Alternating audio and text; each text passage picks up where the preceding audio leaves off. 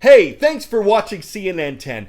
Our daily 10-minute shows are on pause for the summer, but we will be posting clips like this Monday through Friday until our regular programming resumes in August.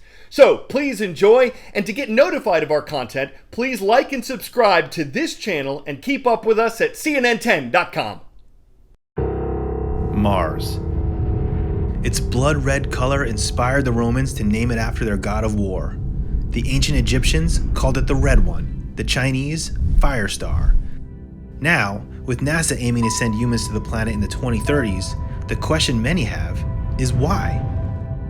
Mars is our second nearest celestial neighbor and the fourth planet from the Sun. At its closest, it's 30 million miles from Earth. It's the second smallest planet after Mercury, yet has the largest volcano in the solar system, Olympus Mons. Mars has no known resources that would be valuable enough to send back to Earth. It's bombarded by solar radiation and has dust storms that cover the entire planet, which raises the question why governments and private enterprise are spending billions of dollars on getting there. Perhaps the most intriguing reason is the search for extraterrestrial life. In 1976, NASA's Viking 1 became the first spacecraft to successfully land on Mars. On board was apparatus designed to detect life. Chemical soil tests were initially promising, but doubts were raised, and it has since been discounted that life was discovered by Viking 1. Yet it still supercharged the debate on whether there was life beyond our planet and what it means for our place in the universe. Conditions on Mars indicate life could have existed, and in 2018, NASA's Curiosity rover found organic matter, like methane, in rocks. Organic molecules could be the food for life, or they could be the product of life, or maybe they're from something altogether different, such as geology or meteorites that were deposited into the lake. NASA's Perseverance rover, which touched down on the red planet February 2021, is actively testing for signs of life too. The samples it collects are due to be returned to Earth for analysis in 2031. NASA's motto for hunting extraterrestrial life has been "follow the water." And in fact, water did once flow on Mars in abundance, enough to cover a fifth of the planet. And the water still exists. Today, the planet's two polar caps are largely made up of ice.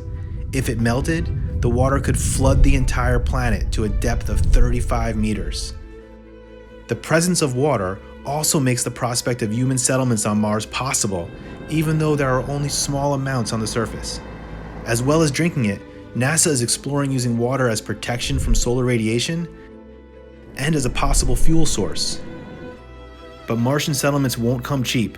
In the 1960s and 70s, NASA's Apollo program cost $280 billion. That's one small step for man, one giant leap for mankind.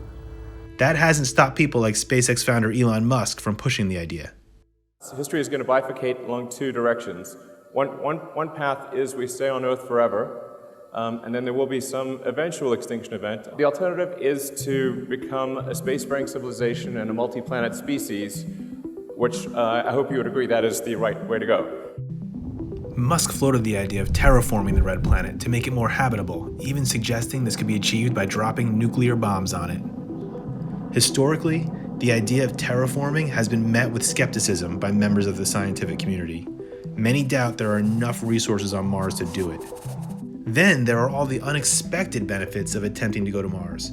The last space race brought a boon in technological innovation that gave us things like GPS, ear thermometers, camera phones, CAT scanners, athletic shoes, and LEDs.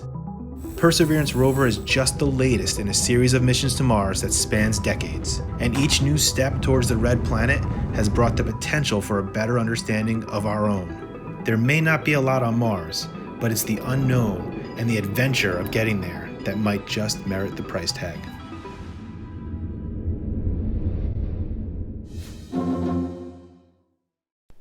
Thanks for watching. Please don't forget to subscribe to our newsletter at CNN10.com, and we'll see you in August for daily episodes of CNN 10. I'm Carl Azus.